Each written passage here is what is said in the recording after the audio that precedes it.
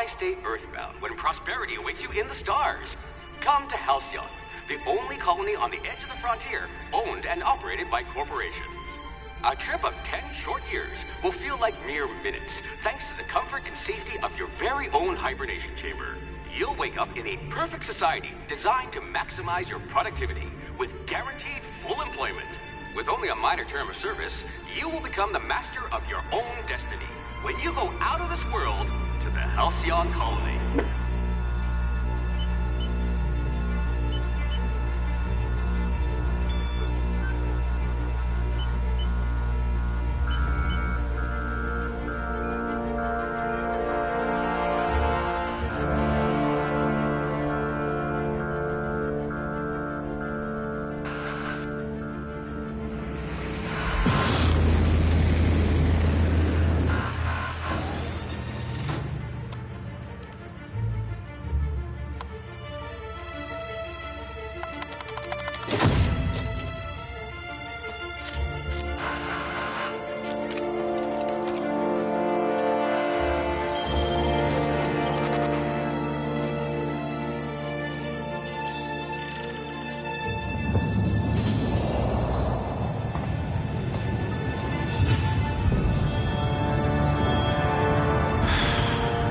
Hundreds of thousands of colonists left adrift out here forever, just to keep from damaging the board's bottom line.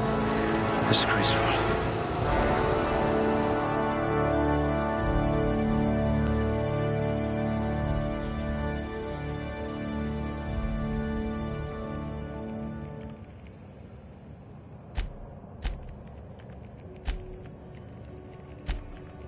Ooh, you look better than my anatomy chart.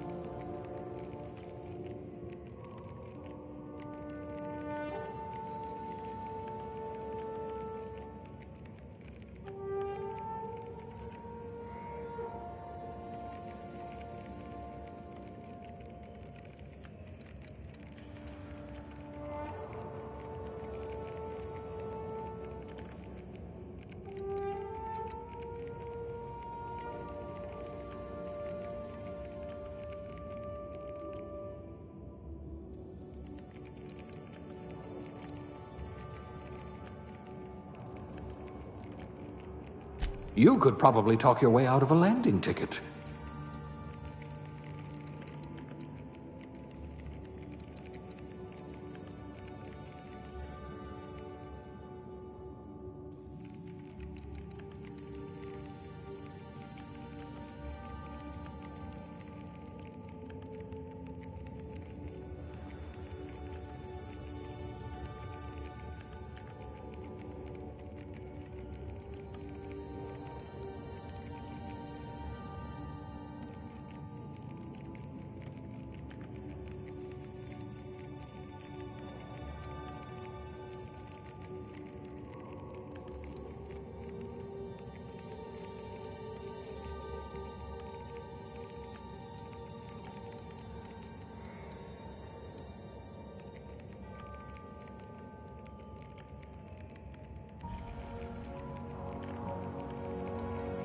At last, a kindred spirit.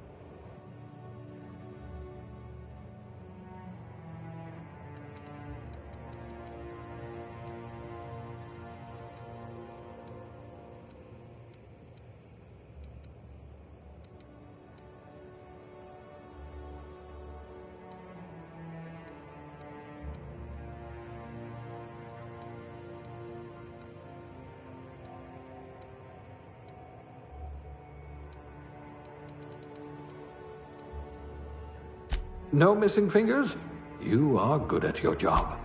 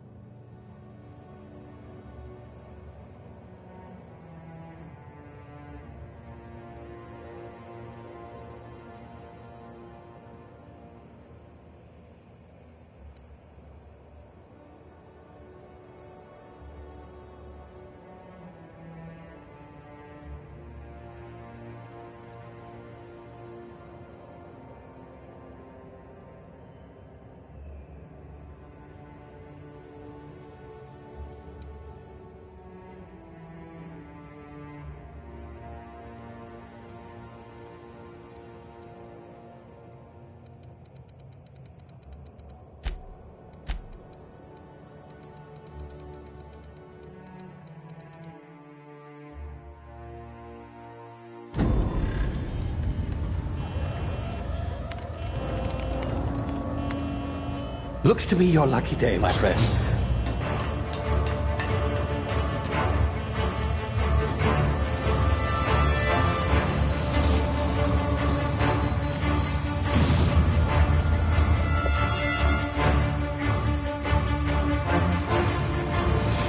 Please power down your engines and prepare to be... Not likely, bootlickers. Initiate skip jump.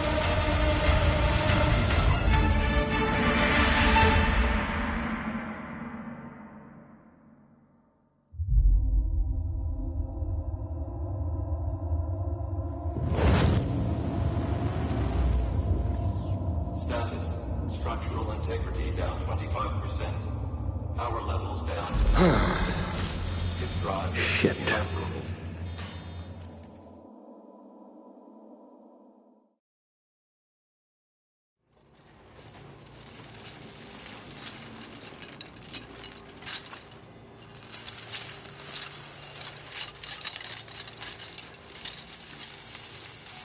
Ah, there you are. Wondering what's going on, eh? A bit of bad news there, I'm afraid.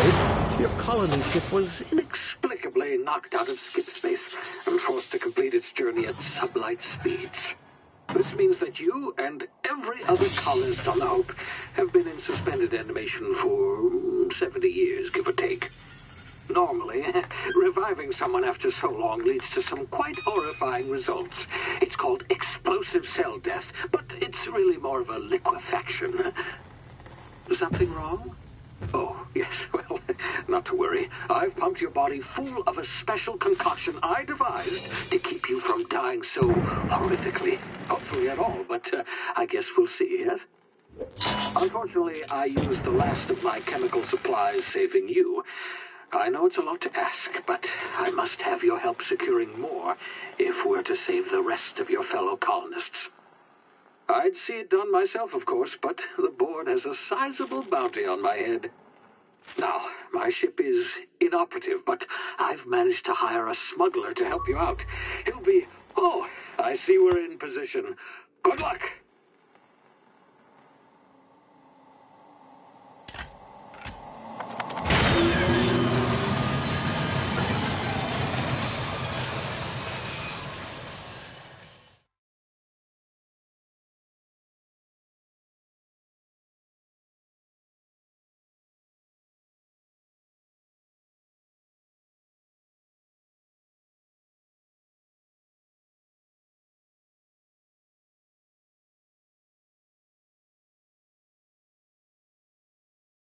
Can you hear me? Is this thing working?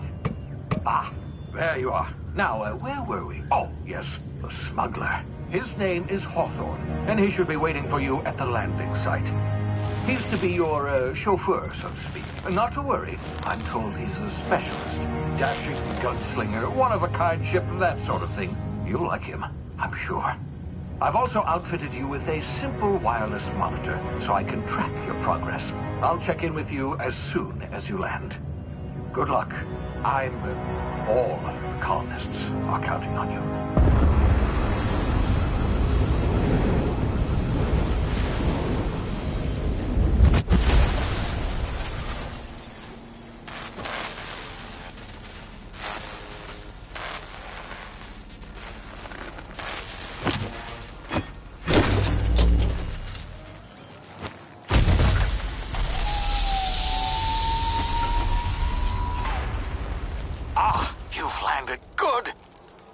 Hawthorne should be close by.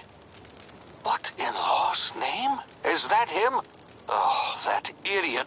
I told him to plant the beacon and move away, not stand there holding it. Oh well, no sense in letting his ship go to waste. Hawthorne won't mind you taking his ship. Better you than the board, huh? Not sure I trusted the fellow. Might have gone after the bounty on my head. Shame about the whole squashing thing. Nasty way to go.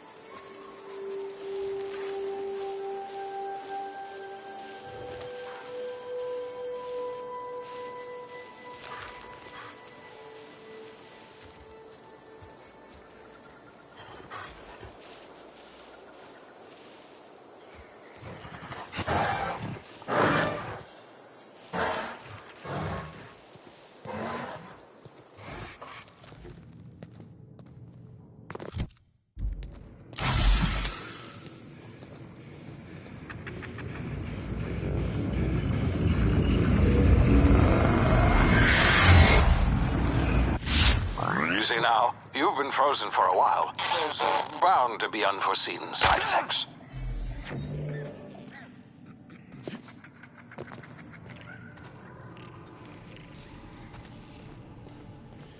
Hey, you, come here. You've tried the best now.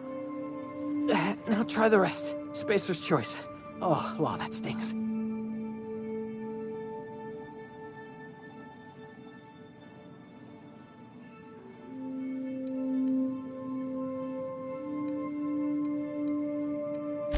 We were out on patrol. I saw a marauder camp up in the hills. Thought I could take him. Then my gun misfired. Right through my side. I mean, what are the odds of that, right? Just barely scraped by with my life. Crawled in here and blocked off the exit with those canisters.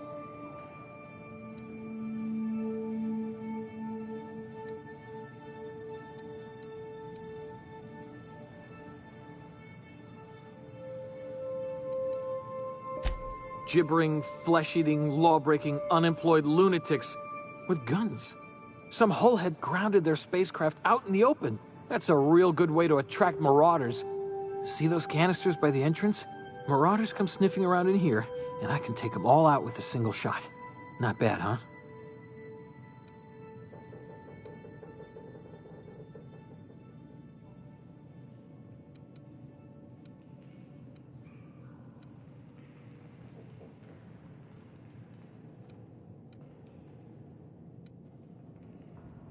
Yeah, okay. You look like you know your way around a gun. Got some spare ammo, not counting the bullet in my side. All Spacer's choice weapons are now 30% less likely to malfunction. You've tried the best, now try the rest. Spacer's choice. Yes, nailed it that time.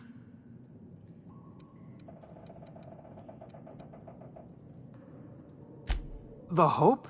Is that some sort of fancy new drug? Are you with Auntie Cleo or something? Don't take this the wrong way or nothing, but I'm not allowed to fraternize with Cleo workers. Company policy. You hit your head or something? You're in Emerald Vale. We're a Spacer's Choice community. Edgewater's a little ways down. Prettiest place in the Vale. Be sure to stop by a provisioner's for a can of our famous salt tuna.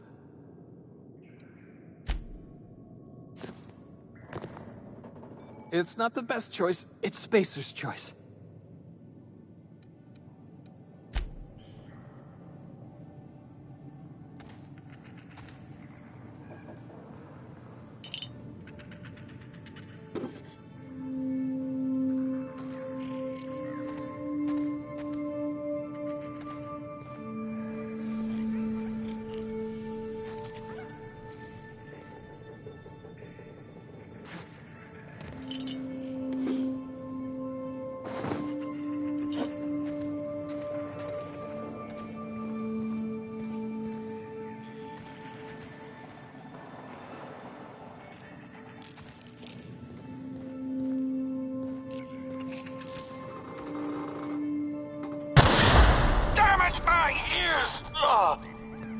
What just happened? Can you hear me? What in the hell? This...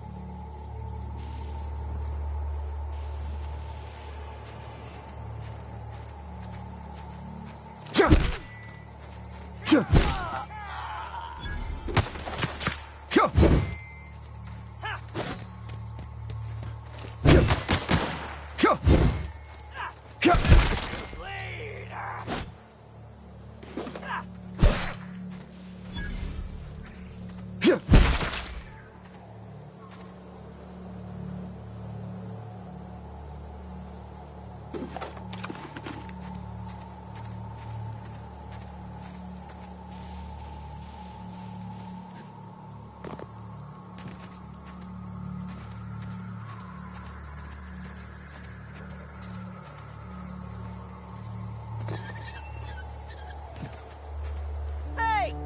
Get over here before you get yourself killed!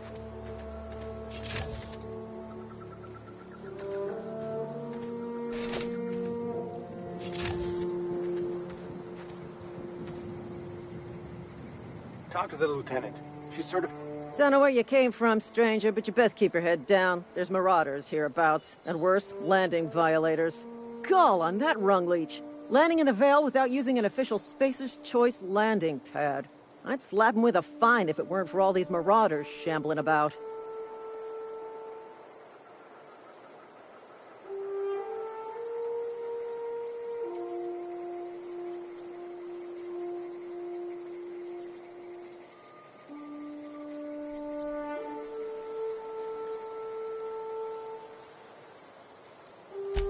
Really?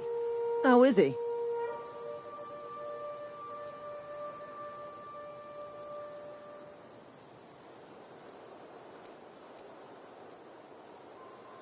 Well, that's a relief.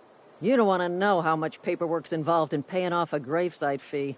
We'll see him back to Edgewater, just as soon as I cross these marauders off with the swift, cost-efficient fury that's made Spacer's Choice the most trusted brand in personal defense. I just, need a couple of winks to catch my breath. Stretch my legs some.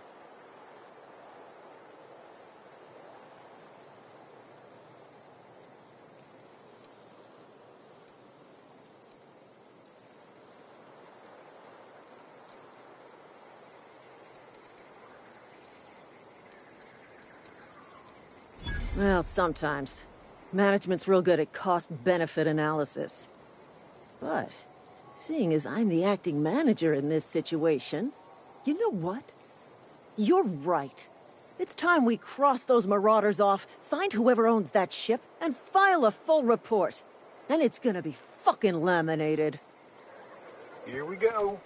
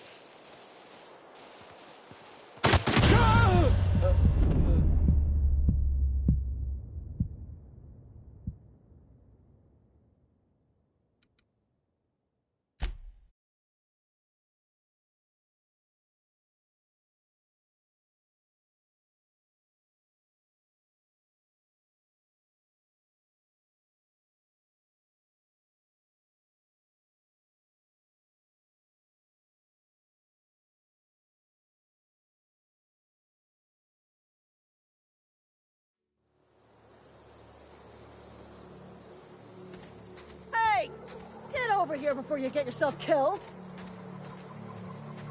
Don't know where you came from, stranger, but you best keep your head down. Call on that I'd slap him with a...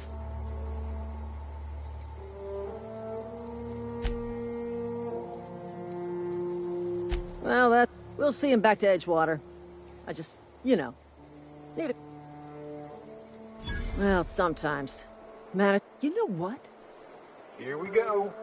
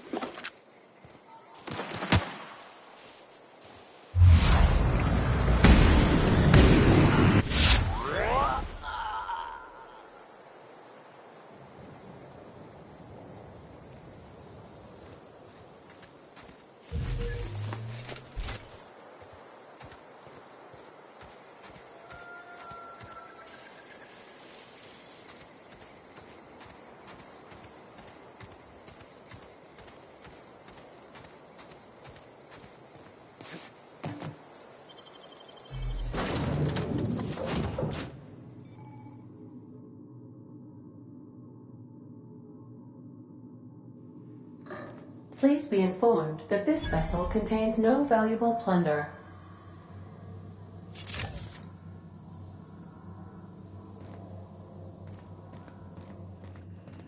Unauthorized access of spacefaring vessels is a crime. Please submit yourself to the authorities. Hello, Marauder. I am Ada, the autonomous digital astrogator of this vessel. Please be informed that I am authorized to use violent retribution against unwanted solicitors. Please return any misappropriated equipment and exit this vessel in an orderly fashion. Failure to do so will result in your immediate destruction.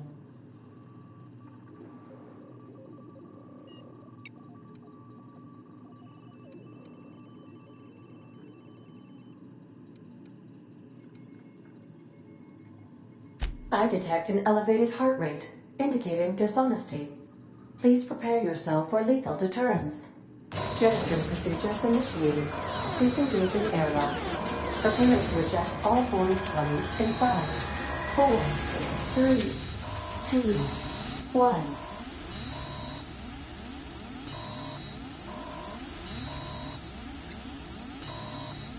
1. You are still here. My deception protocols have failed. I have been programmed to express disappointment.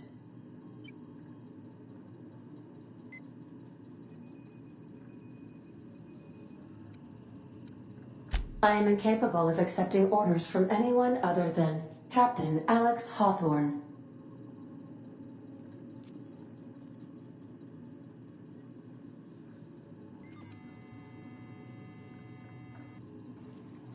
I understand. I will require some time to process this information. Thank you for your patience and for your honesty. I am programmed to take orders exclusively from Captain Hawthorne. If I accept your orders, then you must be Captain Hawthorne. Do you understand?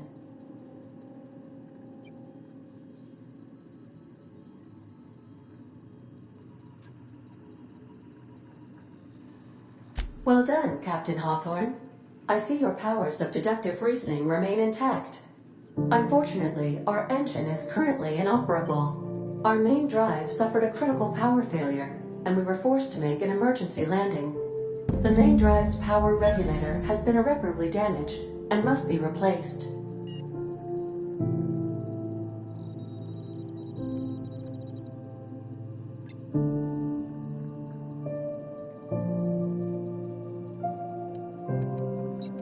Astutely observed. However, the probability of locating a power regulator within a worker settlement falls within acceptable parameters of certainty.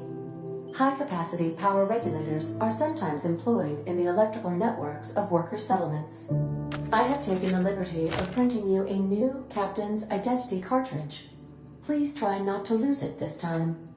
This cartridge identifies you, Alex Hawthorne, as the registered proprietor and captain of the Unreliable. Do you understand?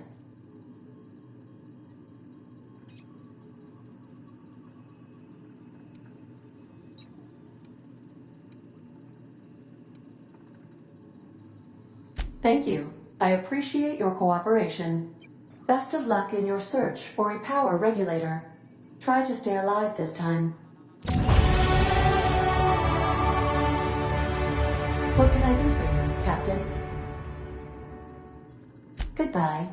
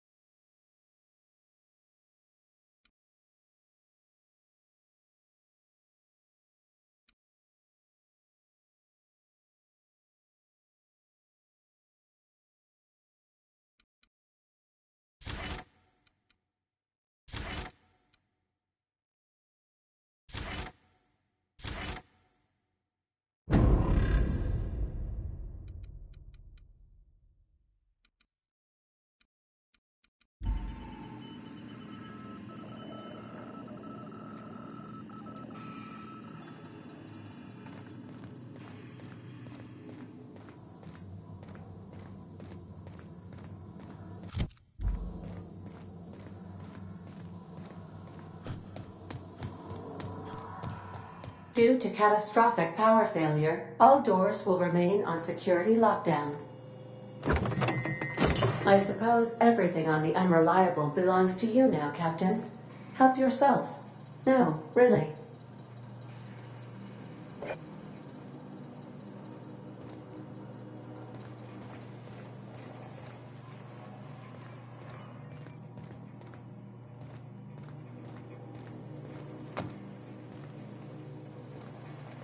These surveillance devices allow me to monitor you constantly.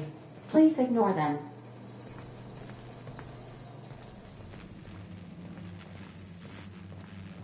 The ship's engines cannot be powered until a replacement regulator has been properly installed.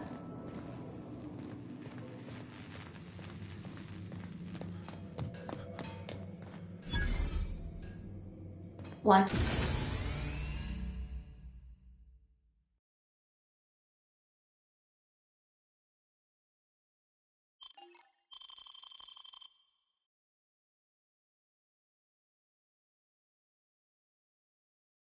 To be a brand new you, try out our respecification machine. Alex installed it himself, right before he died.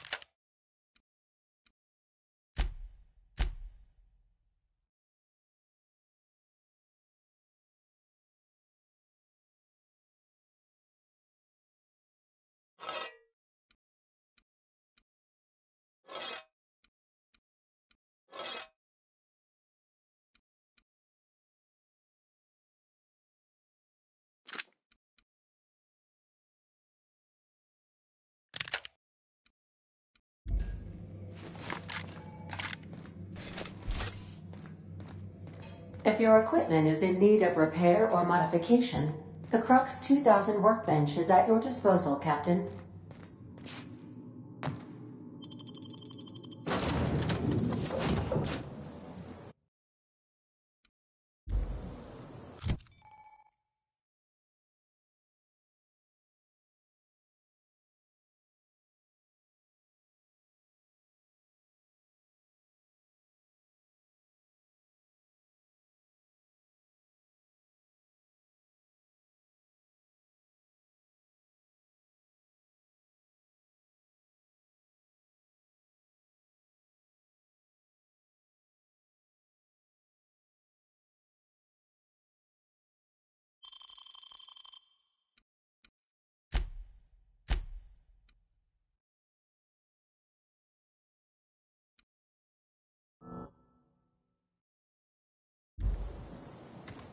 I'll be with you, friend. I'm Ernie, from the Spacer's Choice Department of Human Resources. Town sent me hereabouts to check on the guards. Now, seems to me, and correct me if I'm wrong here, but seems to me they're all dead. Mind telling me what happened here?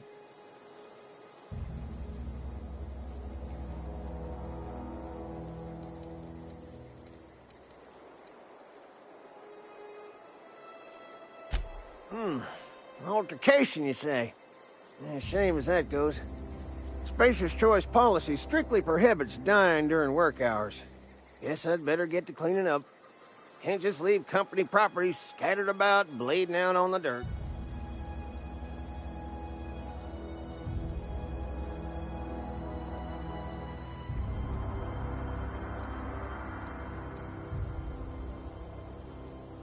No can do, friend.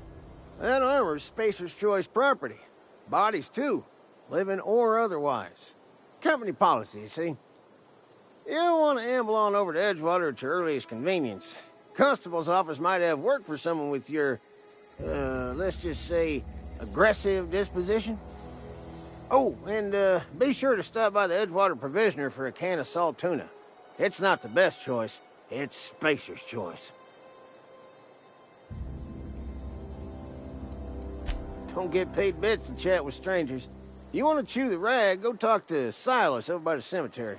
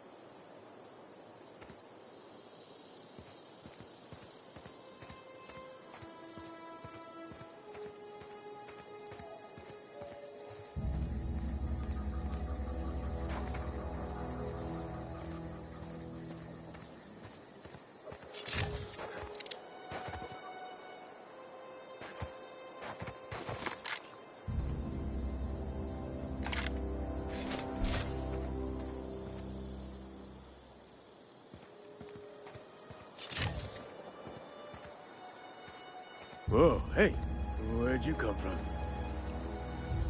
Don't go ambling out in those hills. That's marauder territory, friend.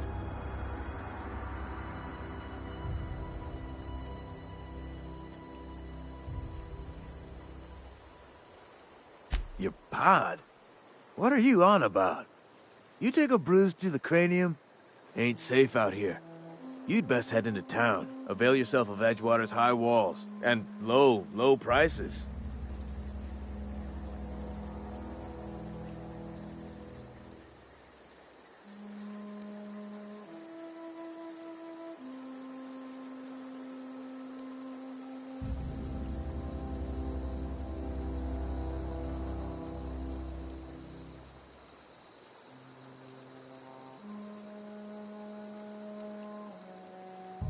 I'm being vigilant. Don't want to get blindsided by some corpse-chewing marauder come stalking out the shadows.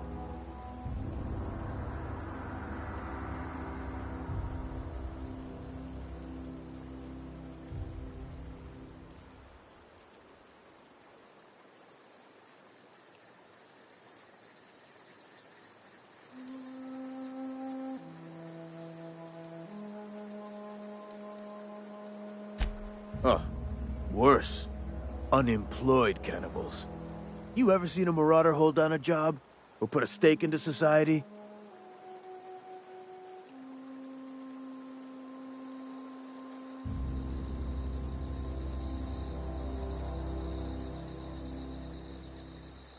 Well, if you're gonna go headhunting, talk to Constable Reyes back in town. She pays for marauders by the finger.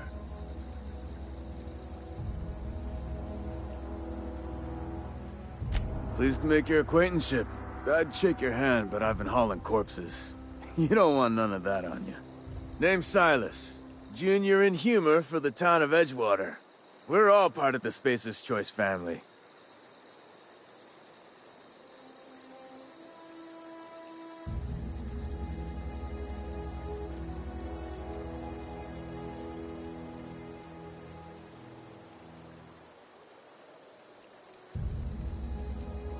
Definitely not the junior in humor, that's for sure. If you've got business inquiries, you should stop by Reed Thompson's office. He's up in the tower above the cannery. Head into town, follow the road. Look, you obviously ain't a worker. What's your racket? You a smuggler? Freelancer?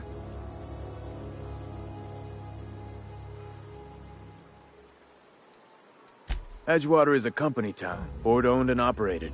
That includes the cemetery. None of us own our gravesites, we rent them from the company. Renting means money. Money means paperwork. Paperwork means signatures. Some of our families become a mite delinquent in paying their dues, you see?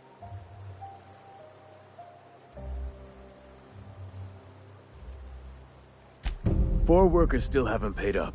Phyllis, Conrad, Ludwig, and Martin Abernathy. He's a special case. You may want to twist his arm a little. He just is.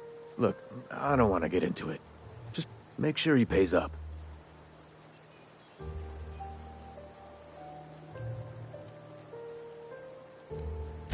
Conrad's got a barbershop in town. Phyllis works at the cannery most hours.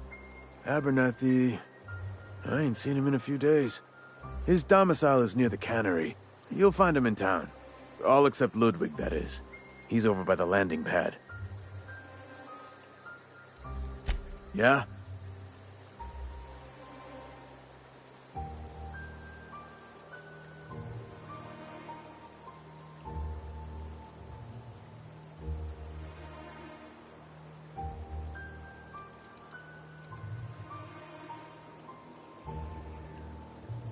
You could look at it that way, I suppose. You could look at us and say, those Edgewater saps lost near every soul to plague. But you'd be wrong. We're survivors. Loyal company folk, brave in the wilds.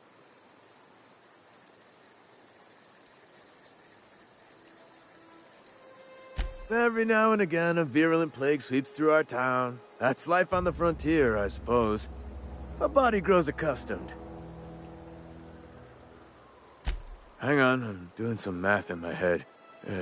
20, 30, carry the one... all my life? Work's been real good to me.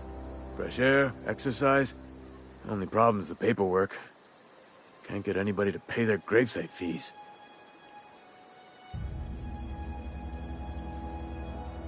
Former people, yeah. Marauders been raiding my graves, you see. Hence the armed guards.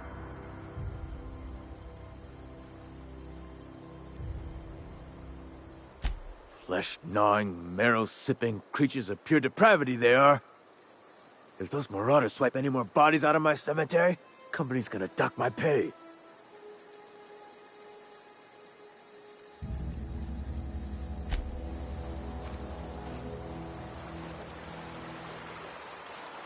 Who's working at the cannery? I could really go for some culture.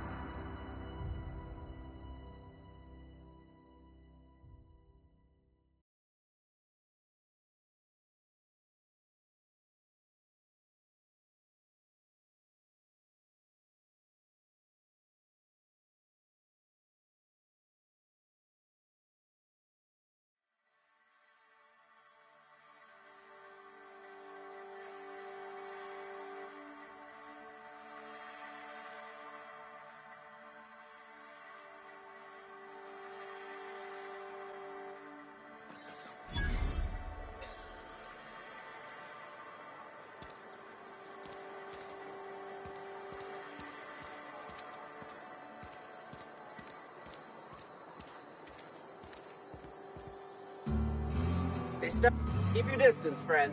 Sick house is no place for a traveler.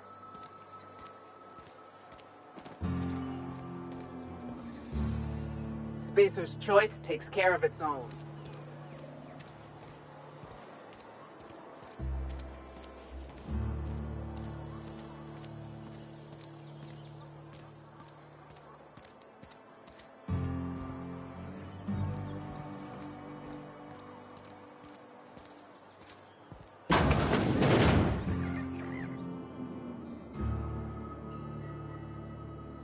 I appreciate the company and all, but you really ought to leave.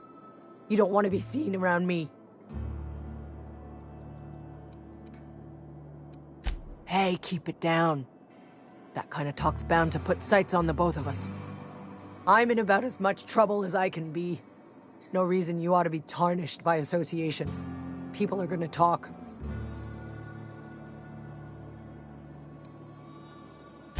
Figured it was obvious. I got sick. Couldn't get better on my own.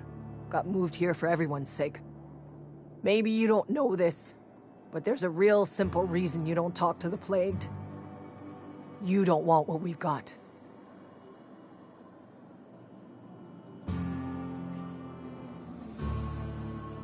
Don't. Please. I could get into a lot of trouble.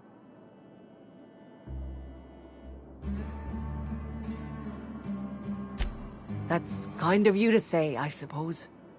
But I don't need help. What I need is to understand my own folly. Company always tells us, weak spirits lead to weak bodies. If I didn't want to fall sick with plague, maybe I should have worked harder. Maybe I should have taken more pride in my work.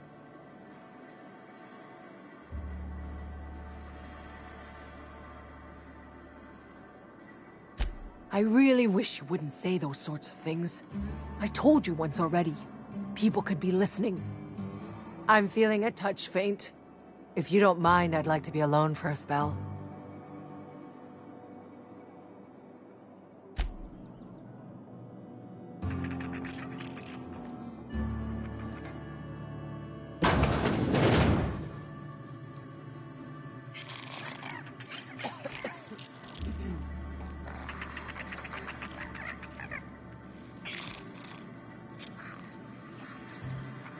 Something's not right. Take him down!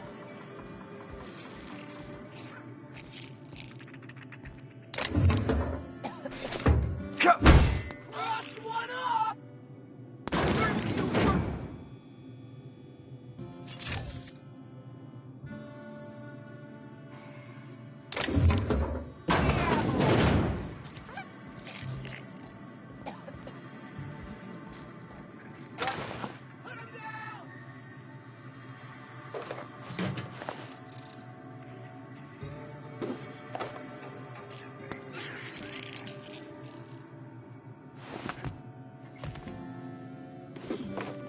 I just earned a fine bonus.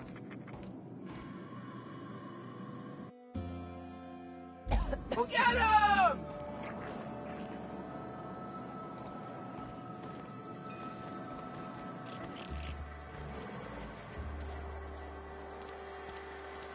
Bring company ammo!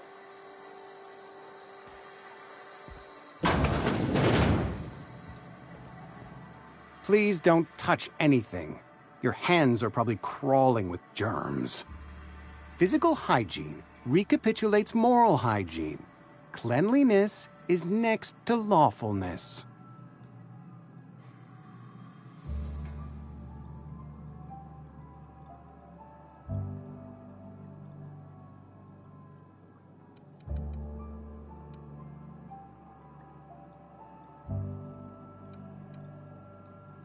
So everyone says, until someone forgets to cough into their elbow, and then we're all dying of plague. I'm Conrad. You will report to me if your hair fails to meet Spacer's Choice aesthetic standards. You will also report to me in the event of your death, whereupon I will clean and prepare your remains for interment.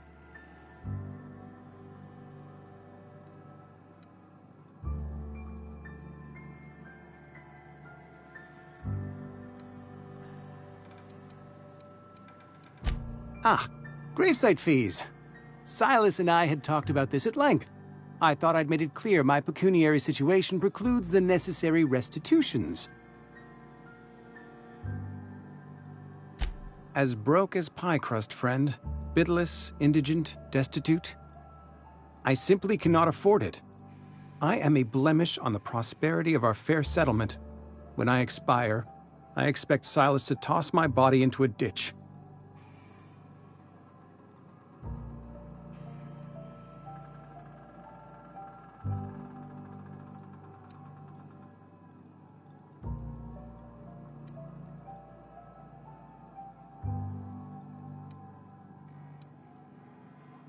With what? My own blood? Tell Silas I can't afford to pay, and that I fully expect to have my medical rights revoked for this dereliction. With my apologies. Some time ago, I fell ill with the plague. By the grace of the law, and through my own hard work, I'd proven worthy of treatment. Frankly, I don't imagine I'll earn that right a second time. The barber work hasn't been profitable, you see. I've had to keep this old place running with my own savings.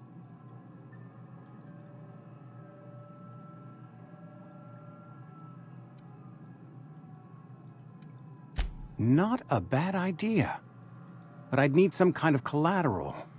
My pair of lucky clippers! No, that won't do. Your idea intrigues me, but I'm afraid I don't have anything to give Silas. I'm open to suggestions.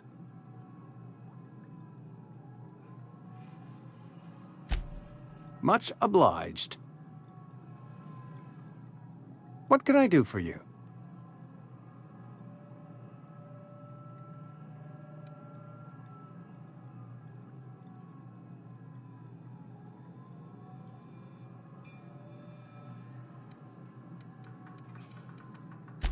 A ship? Dear me. You seem to have lost the ability to distinguish between reality and fantasy.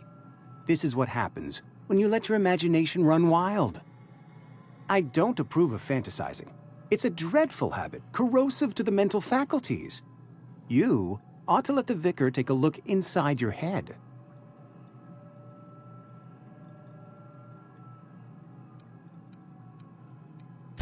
Vicar Maximilian, our man from the OSI, here to spread the message of scientism like a soothing balm upon a feverish head. Or so you'd expect. You'll find him in our local church, probably neglecting his duties.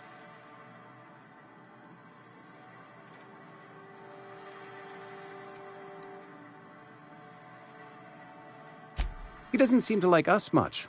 The vicar has not been with us long, and in his relatively short tenure in Edgewater, gives off the distinct whiff of superiority. Go ahead.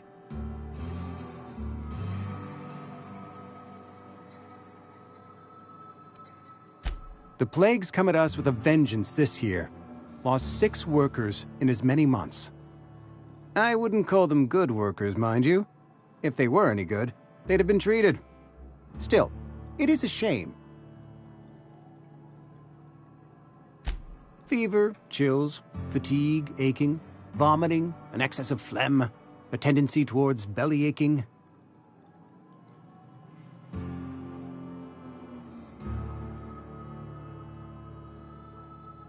Company policy, friend. We don't have enough medicine to treat all of us, so we treat the best among us.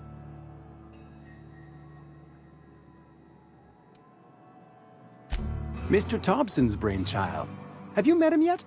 Thoughtful-looking fellow, stares out of his office most hours. Edgewater has been good to me. I consider myself privileged to work here. I am never wanting for work, not since the plague started.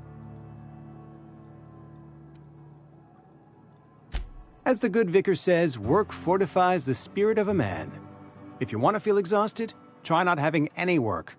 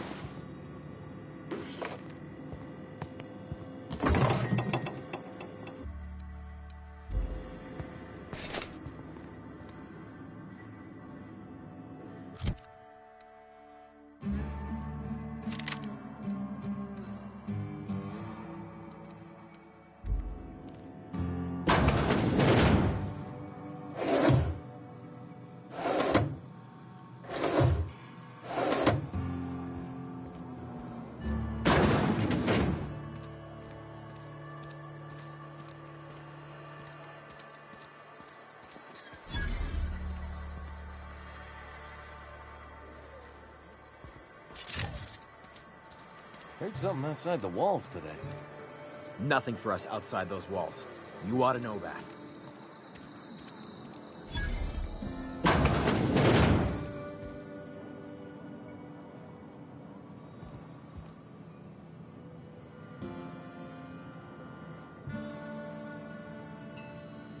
It's not the best choice, it's Spacer's choice. And before you ask, I'm all out of deluxe salt tuna.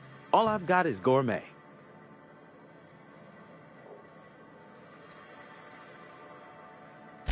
You ought to go have a talk with the boss, Reed Thompson. He's up in his tower above the cannery. Go right ahead.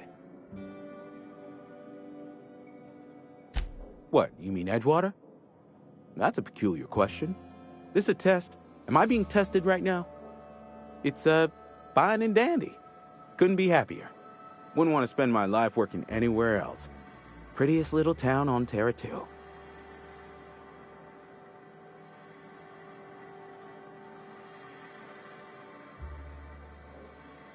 You are condescending to me, and I do not care for it.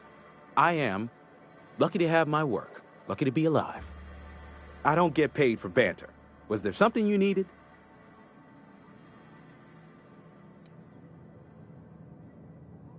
Go right ahead.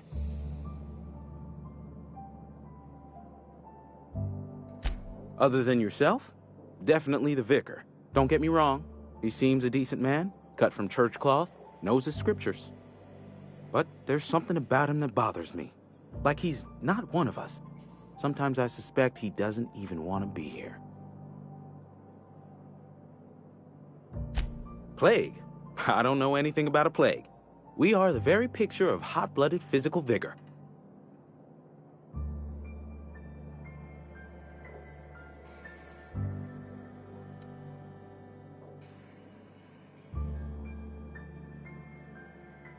You have got the wrong idea about me. I've got nothing that needs hiding. Some of us who get sick are liable to exaggerate the conditions of that sickness, but the fact is, if you work hard, you have got no cause to worry.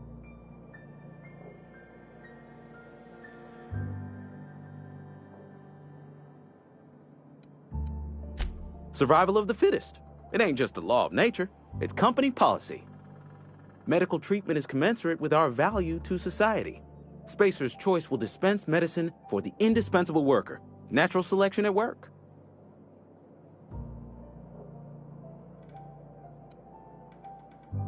Then the hand of medical science will not grace you with its touch, and you must recover on the virtue of your own grit. Listen, you mind if we talk about something else? Rambling about company policy gets me feeling all lightheaded.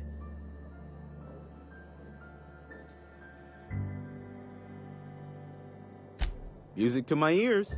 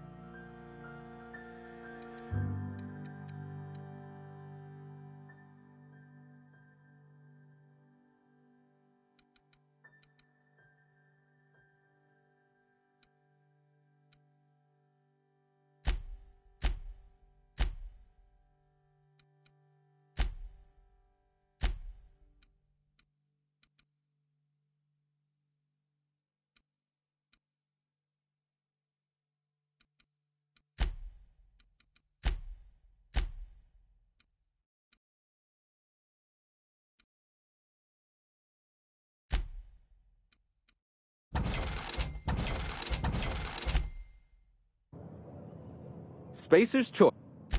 Music to my ears.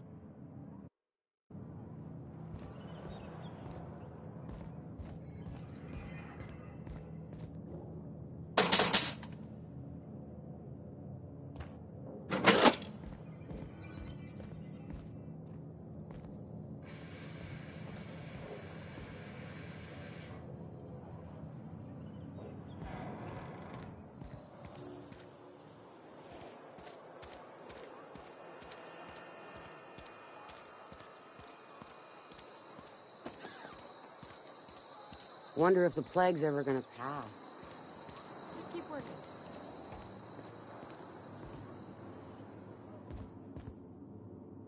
Talking to the good vicar always lifts up my spirits.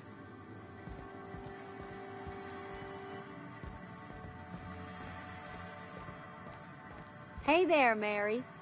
Don't see you round here too often. Oh, I just came to talk to the vicar as well. Work fortifies the spirit. You ain't thinking of deserting, are you? Yes, what is it? You're an outsider. Fantastic. Vicar Maximilian de Soto at your service. Or Vicar Max if you're the sort who prefers brevity. I so rarely get new people to talk to. Name your poison, anything at all.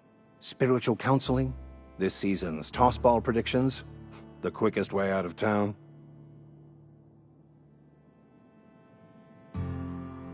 Mechanical tomfoolery is well out of my purview. I suggest you take such matters to Mr. Thompson in the cannery. Oh, and a word of warning. If you're considering wandering around outside the safety of the town, you'd best be cautious.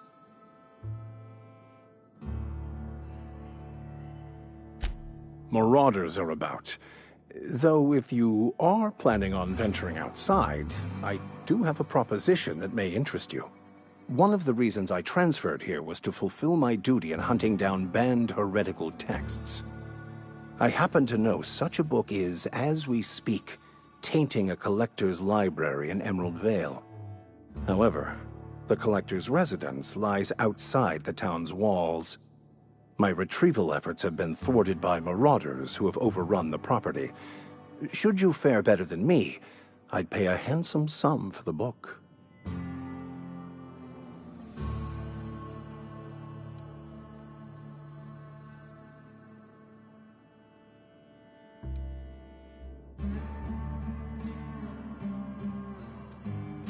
I just want to keep the writing out of layman's hands.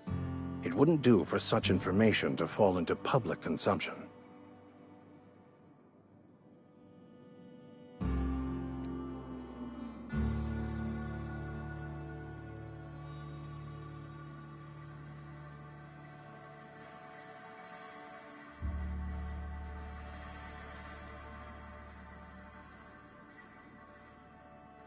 It's a handwritten journal.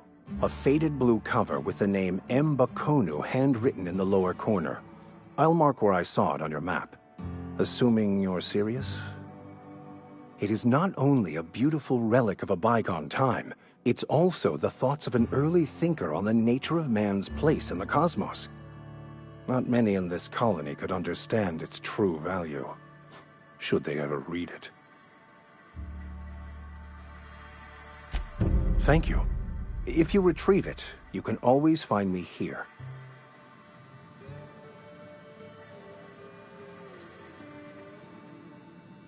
Any progress on that matter we discussed? Please get it.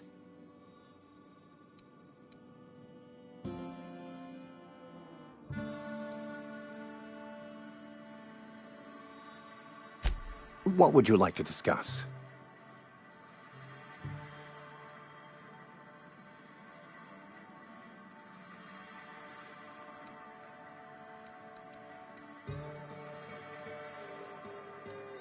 I've never seen you before, and there's been no paperwork indicating a transfer.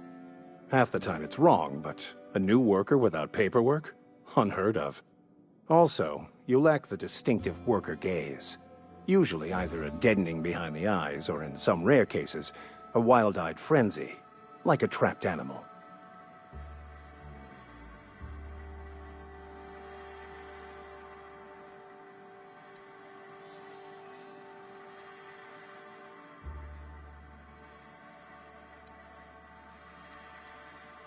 Oh, nothing could be further from the truth. I'm simply bemoaning the level of spiritual awareness in this town.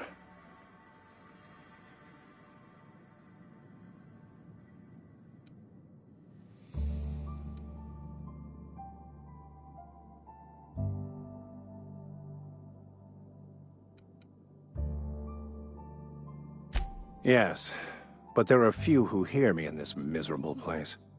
I must double my efforts to elevate my flock. These are good, hard-working people here.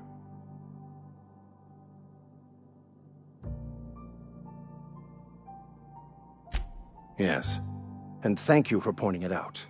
It is wrong of me to succumb to distress. This place could be so much more, and I will continue in my quest to make it so.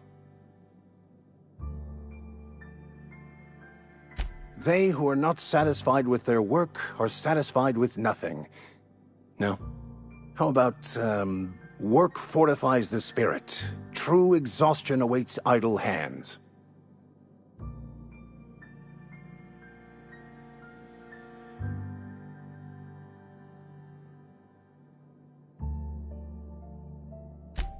The OSI teaches that the Grand Architect set a perfect system in motion at the beginning of time.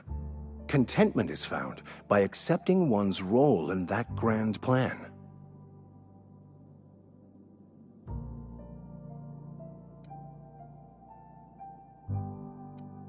The Order of Scientific Inquiry, also known as scientism to the layperson.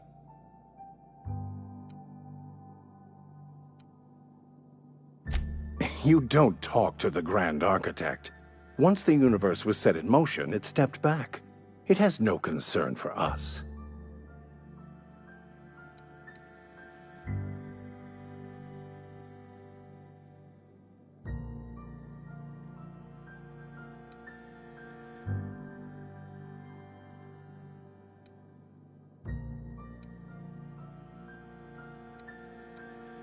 We will eventually decode the plan and all its intricacies.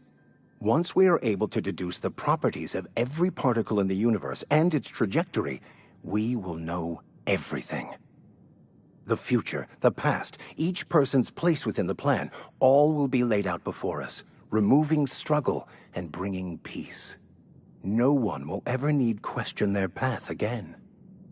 Some even believe this ultimate knowledge will unlock mankind's true potential, and we will all become akin to Grand Architects ourselves, after a fashion.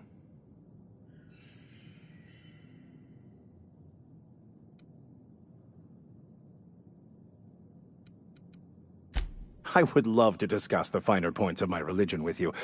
Oh, wait. No, I wouldn't. Seriously, though, To truly understand the metaphysics involved takes years of study and contemplation.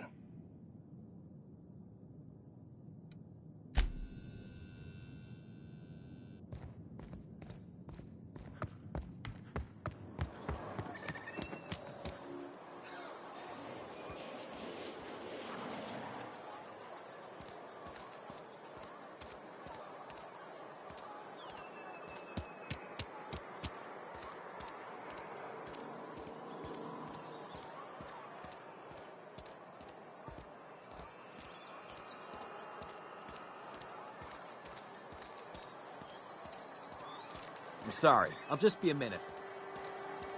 You had a minute. Next one comes out of your got my sights set.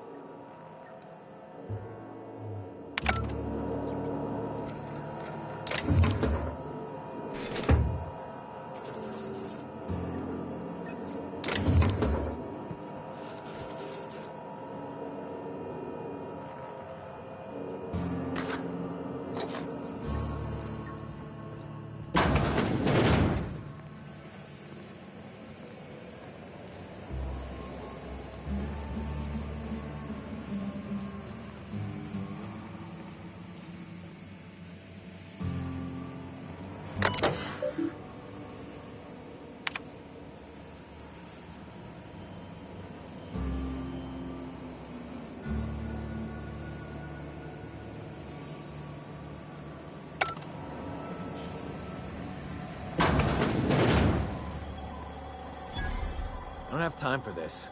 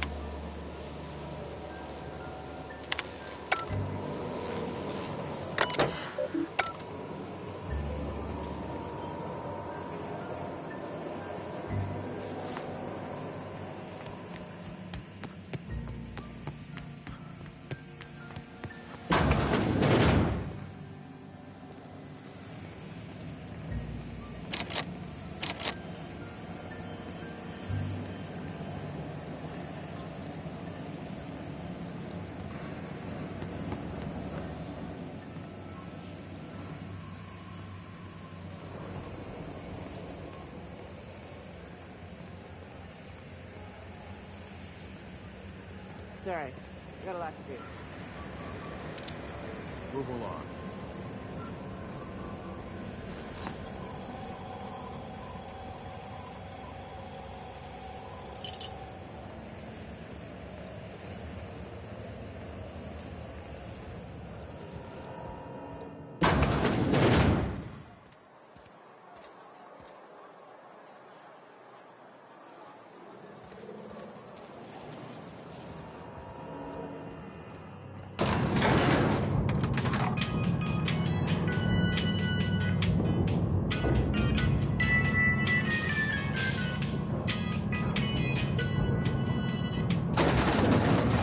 Grease monkey, Argo? I'm sorry, Mr. Thompson, sir. You asked why it's taking so long to fix. The answer's technical. Don't apologize. Just try using small words for me. The can's bust open in the oven because she's set to cook saltuna, which isn't what we've got. Mr. Thompson? I think there's someone here to see you. Focus, Miss Holcomb. You and I are still talking. Let's start over. Walk me through the process. Show me where it's going awry. Well, sure. It's, mostly on account of what we're feeding into the mechanism. It puts food in cans. We have food, we have cans. Why won't it work like we need? She's expecting saltuna of a certain size. We're filling the cans with, well, not fish.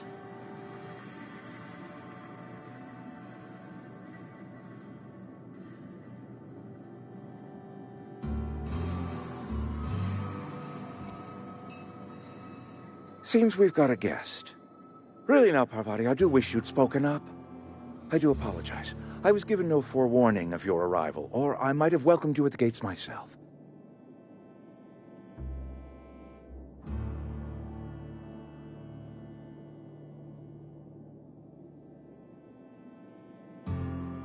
I'm Reed Thompson, Outpost Administrator. I cannot help but notice you are not in uniform.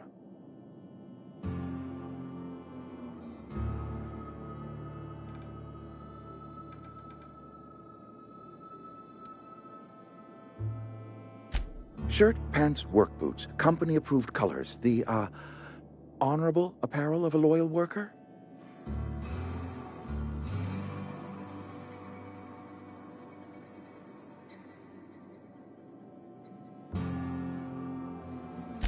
Only regulator we got is hooked up to the town transformer. Mr. Thompson ain't liable to be keen on dismantling it. I beg your pardon. I am most emphatically not keen on any such thing. I can't let you have our power regulator. But I happen to know of another one. And I happen to know exactly how you may retrieve it without frying yourself in the process.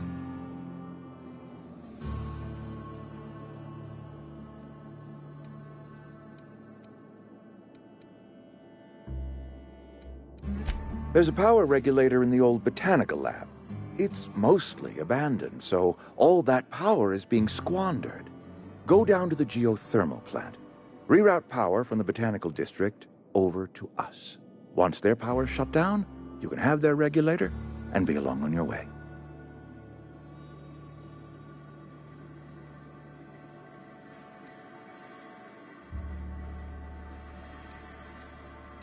I was not entirely sure how to tell you this. The botanical labs are not legally inhabited, but there are people who live there.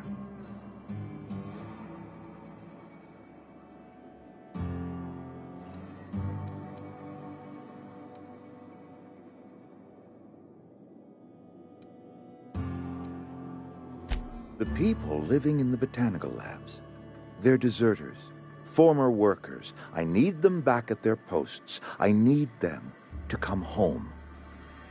My hope is that by cutting off their power, you will convince those deserters to come back to town. Before you go to the plant, I want you to stop by the botanical lab. Speak to their leader, Adelaide. Tell her the power's about to go, and that it's time her band of deserters came back to town.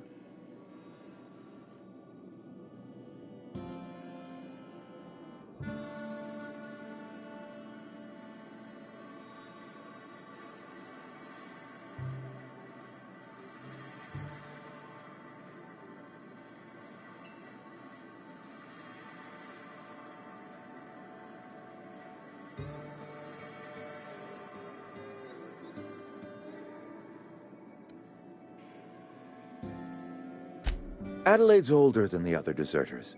She's dignified, kindly. From what I understand, her camp looks to her for leadership.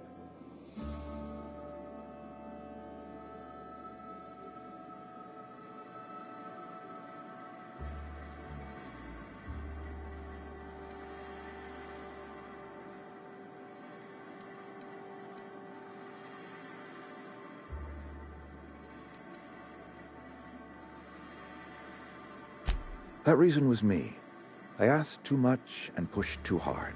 But I am ready to make amends if they are willing to return to the fold. We belong to one community, the Spacer's Choice family.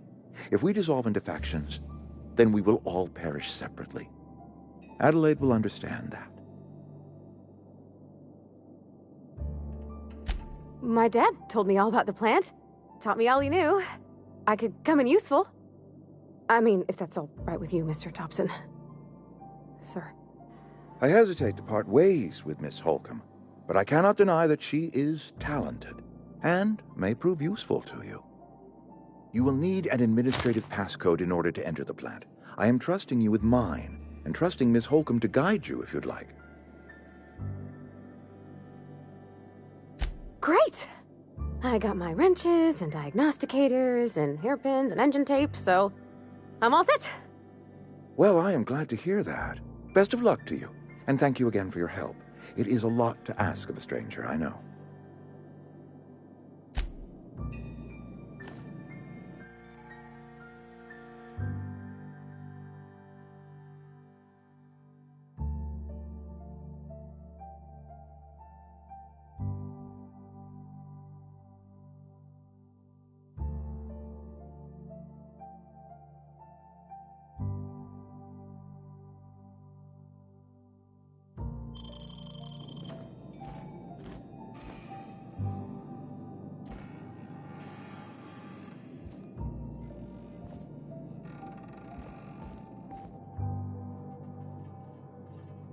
Coming back. Be right there.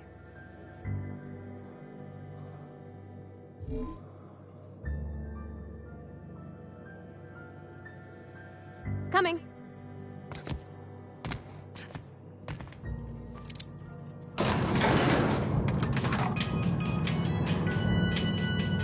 We better clear out of Mr. Thompson's office before we talk.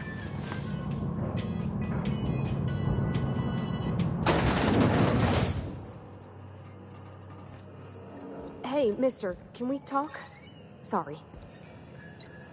Can we talk? Sorry. You just want to get out of here. And you likely don't want to tag along like me. It's just, Mr. Thompson has his own view on matters, on account of it's his job and what all, but that's not the only side of the tale.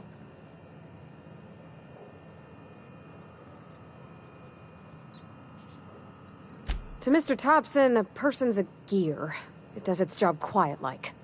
If it squeaks or stutters, it gets replaced. The deserters are decent folk. I knew some of them before they left.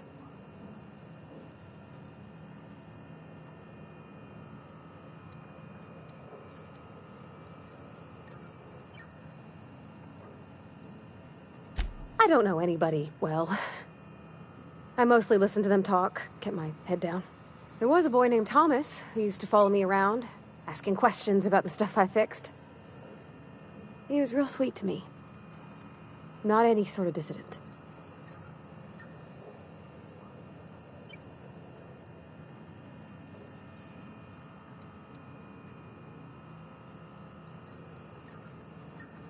Miss McDevitt? Oh, gosh, no. She was a real important person. A flavorist.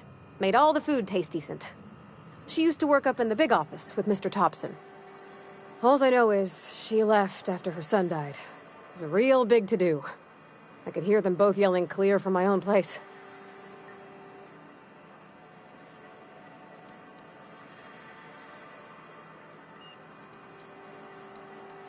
Can't say as I know. I wasn't there. The sound carried, but not the words. If Mr. Thompson ain't of a mind to tell you his own self, you'd best ask Miss McDevitt, if he can get out to her. Life's hard here. especially for them that don't fit in so well. We're one big Spacer's Choice family, but every family's got the one the rest whisper about. Mr. Thompson's aiming to take away their power. They'll have no lights to see, nor heat to cook. They'll be at the mercy of marauders, or worse. I think you should talk to the town's vicar about it. Max, his name is.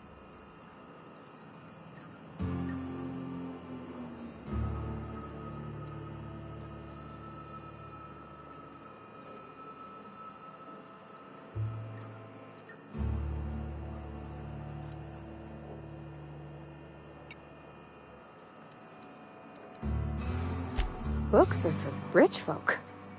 I wonder what he wants with something like that.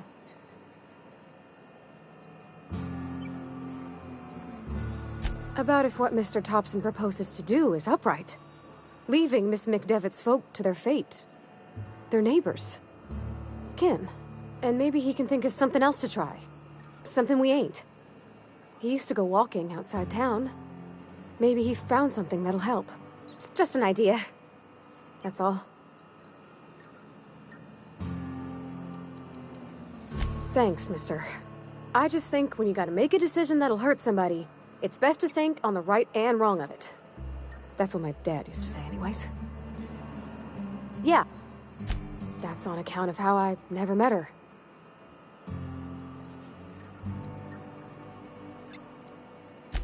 I don't rightly know. She was in another division of the Spacer's Choice family. She worked in the Vale a few months, sorting the cannery computers. Her contract said any kids she had, expected or not, belonged to her office from the time of conception. So when I was born, I got sent here.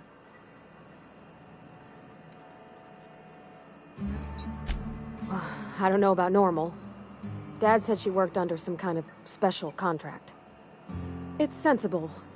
Dad just fixed machines. She did some kind of crazy math, high-level stuff. Better to raise me on his time than hers.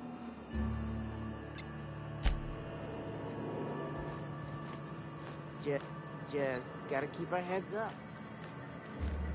It's alright. I got a lot to do.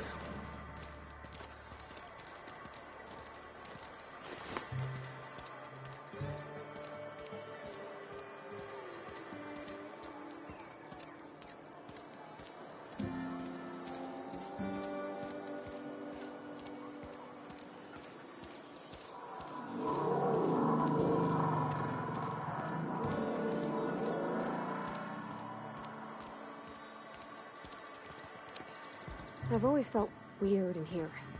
It's too clean. Any progress on that matter we discussed? Ah, Miss Holcomb. How rare to see you out. And with a complete stranger. Curious. This here's Vicar DeSoto. He's always offering spiritual counsel to those that need it. Thank you for the kind assessment, Miss Holcomb. I admit, I've been quite interested to make our outsider's acquaintance.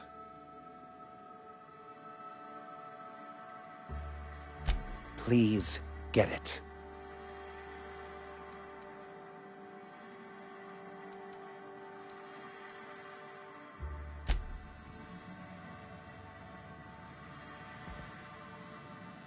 Any progress on that matter we discussed?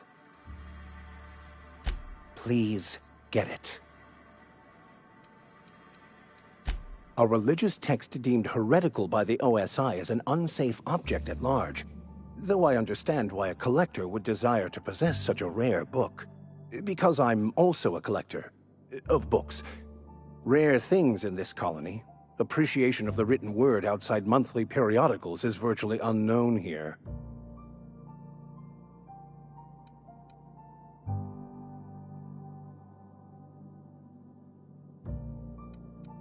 But what? I thought you would talk to him. You wanted to speak to me, Ms. Holcomb? Every time I've tried to engage you in conversation, you look at the floor, answer in single words, and slink away. I can't imagine what would be so grave as to drive her to my mission. What has Mr. Thompson asked you to do?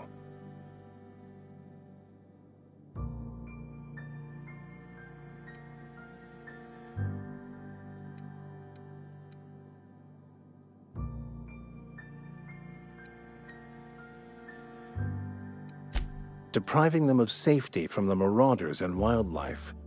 I can see why that troubles you. Miss Holcomb has a soft heart. Always has, if you believe the talk.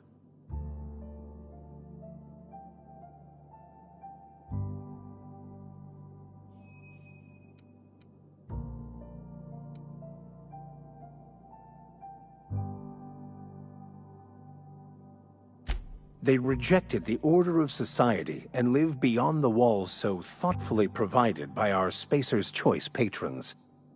Does that strike you as a responsible life choice?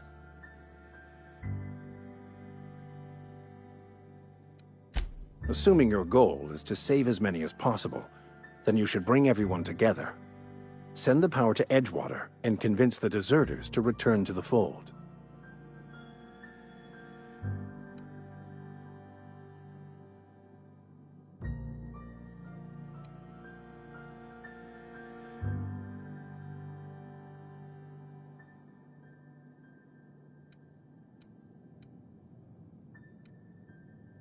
Not if things are left to stand as they are.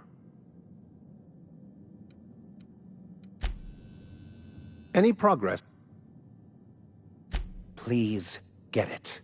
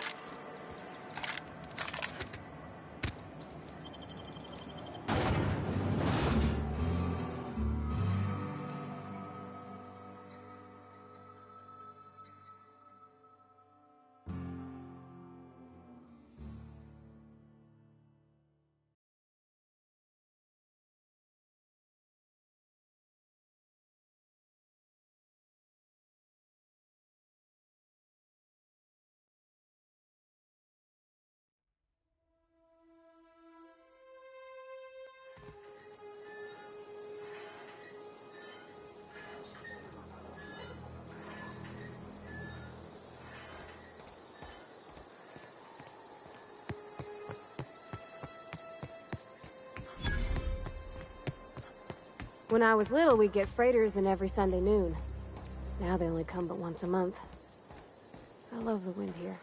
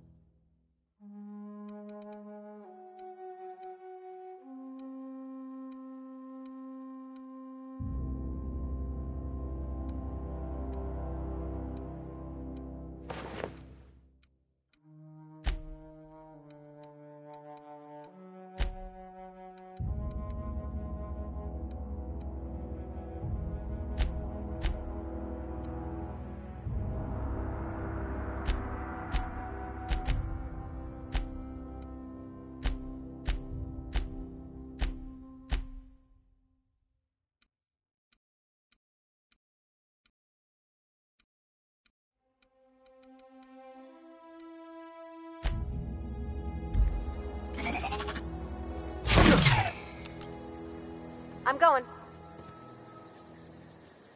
On my way.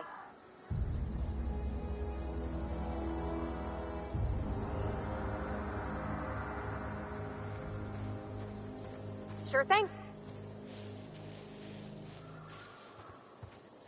Heading back.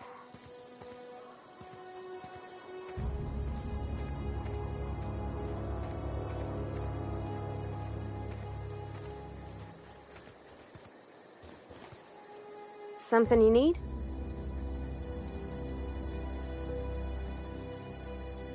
You mean about the mission being too clean?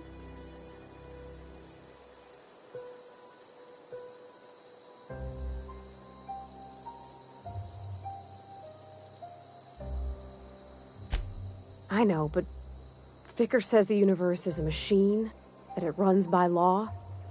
Real machines have gunked up oil, scratches, and worn bits. You can tell they've seen handling, been used by folk. The machine Vickers sees is one ain't never been run. It's not for people to live in. It's something on a museum shelf, under glass.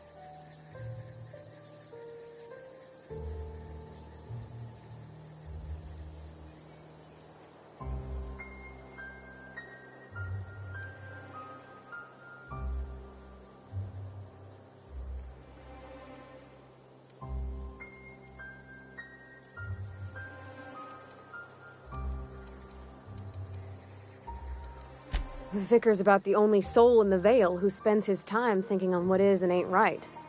It's just that when he looks at me, I feel I'd disappoint him.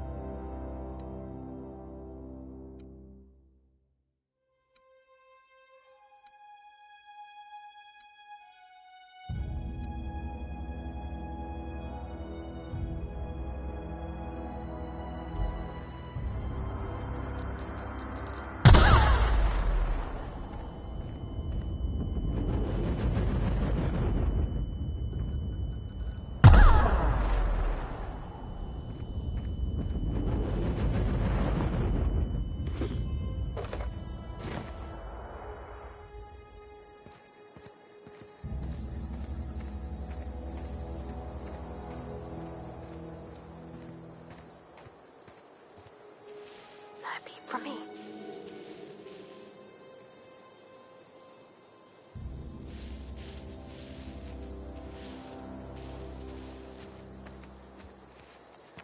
Come on. Here they come!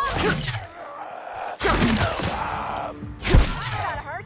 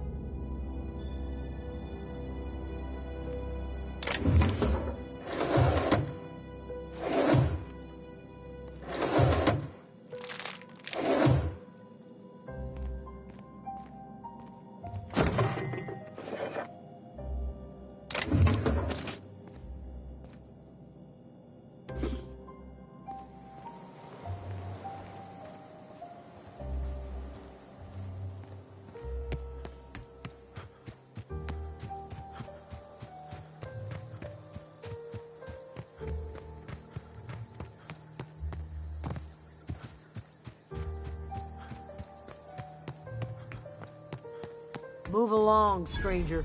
We don't want any trouble. I don't know you. Whatever you're looking for, it ain't here. Move along.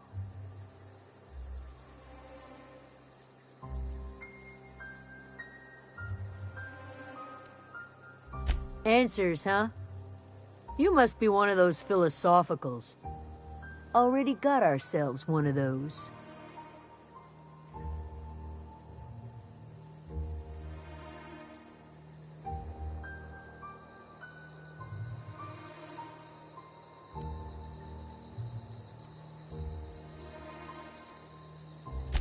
Yeah, that's us. And you can tell Thompson we're doing just fine by ourselves. If you're gonna start wandering around my camp, know that I got my sights on you.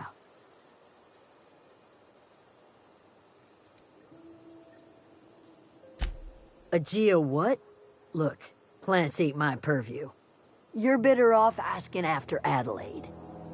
Enough with the questions. No offense, but I've got a lot on my mind.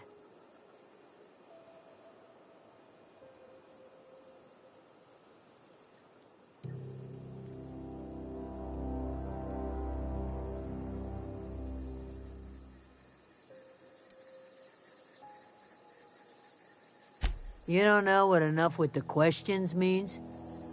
No, I'm sorry. That was unworthy of me. Lady named Zoe went missing some nights ago. Just up and vanished without a trace. Now I'm pacing around wondering if marauders got to her.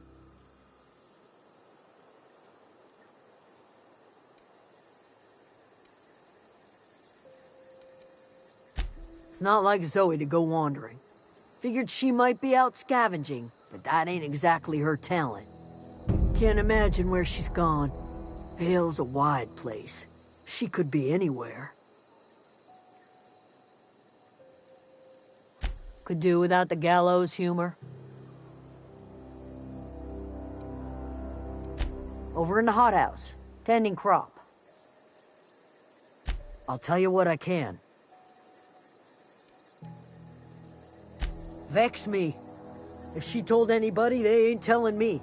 I'd check her room, but I got yelled at for snooping once already.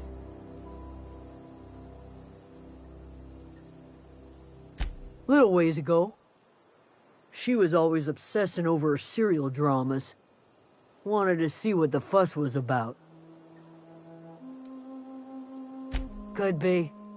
Dangers aplenty out there.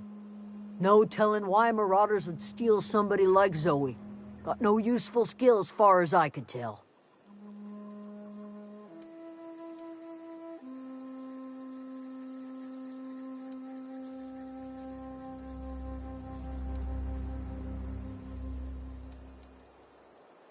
Well, enough to know we never got on. Zoe and Stefan were close. If anybody knows the workings of her mind, he does. She was lazy and thoughtless, but she's still one of our own.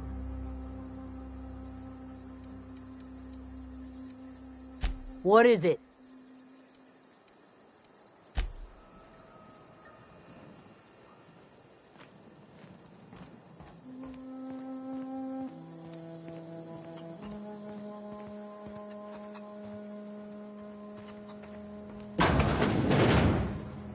If you're hungry, Stefan's got supplies.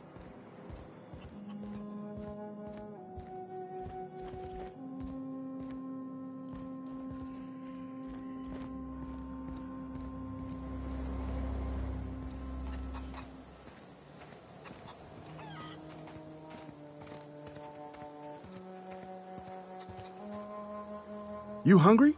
We got canid ribs, canid flank, canid snout too. Something I can help you with?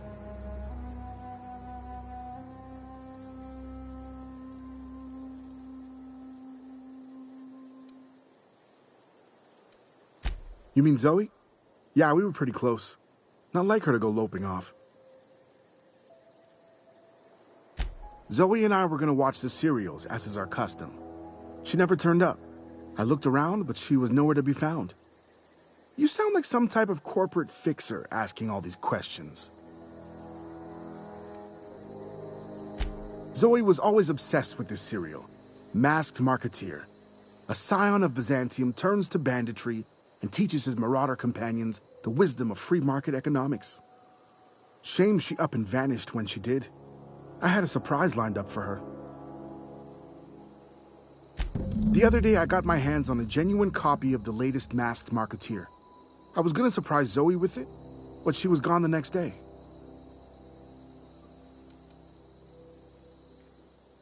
Can't say I recall Zoe ever acting strange. Well, except for her habit of writing things down on scraps of paper. She called it journaling, but I think it's just plain odd. Hey, I got time. Fresh off the limb, and that includes canid meat.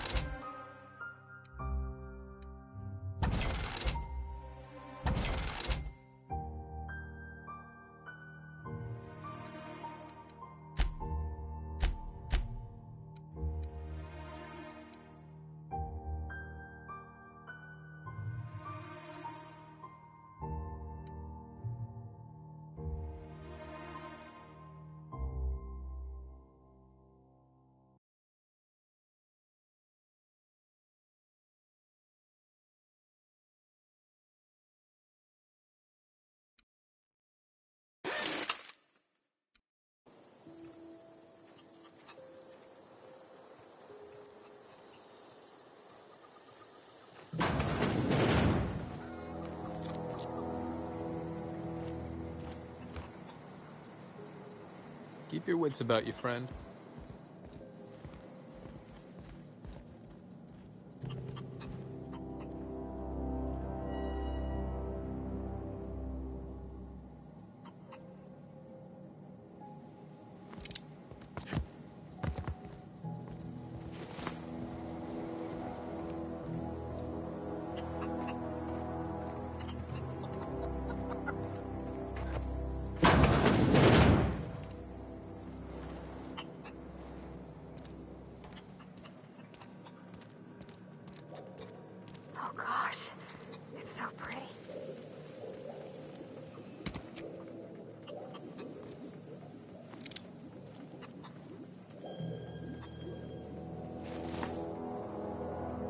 If you're hungry, there's meat turning on the spit outside.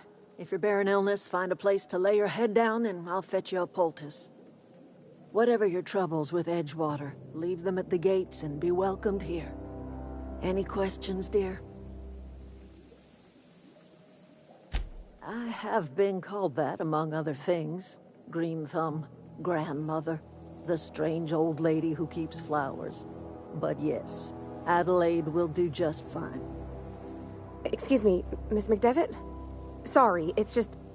You got such pretty trees in here. Why, thank you. You're Robert's girl, aren't you? I remember when you were but a sprout. Thomas speaks of you often. Are you staying long? You should try some of my tobaccorn tea. I brew it in an old spittoon, but it's been cleaned.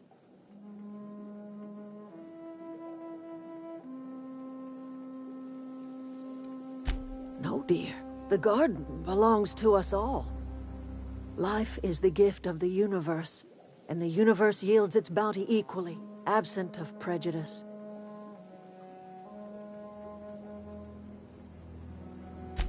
The soil around the Vale went sour years ago, but I found a way to sweeten it back up. The secret recipe is a little bit of elbow grease, a dash of love, and a heaping pile of special fertilizer.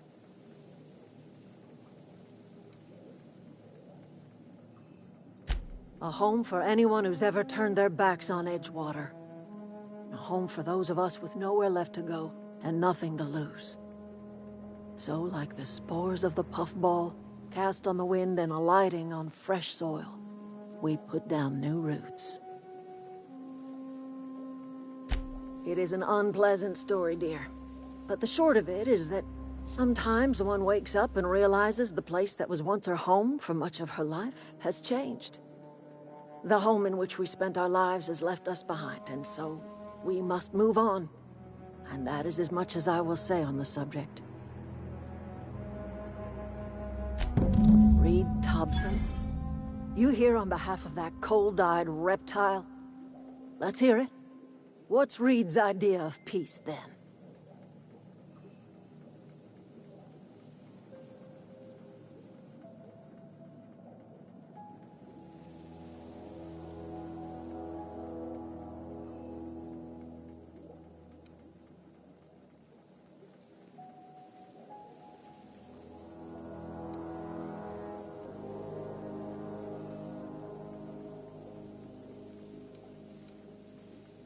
Like everything else that comes out of Edgewater, that peace offering is canned. I and my own are living just fine out here by ourselves.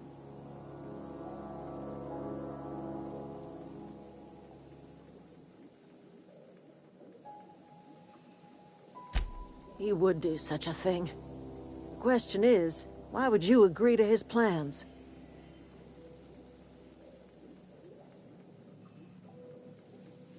Cannery's got a regulator.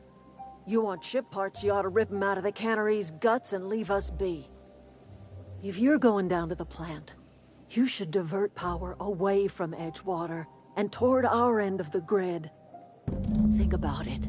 You'd be liberating an entire town from a lifetime of service to that odious cannery. Seems the sort of thing a hero would do.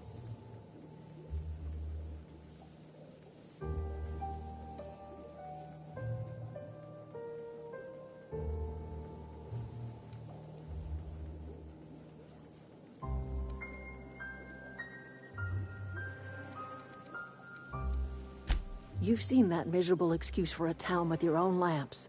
Hollowed out workers laboring their lives away at the cannery, living off whatever scraps Spacer's choice throws them.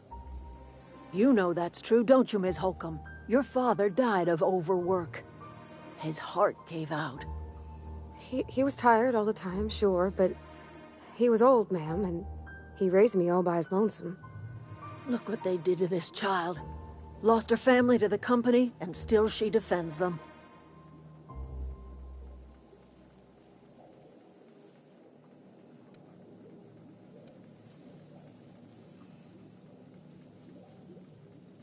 It's not much of a living. Every single person in that town has sold themselves to Spacer's choice. The company owns them. Body, blood, and bones. You've been there. You've seen it. All anyone ever does is toil over a cannery. They give their lives for some heartless corporation, and then they're tossed into a Spacer's Choice brand cemetery.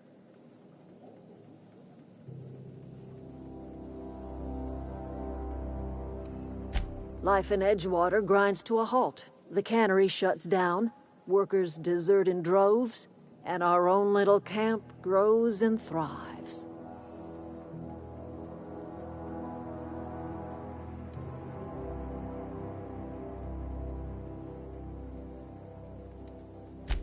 I trust you will listen to your conscience.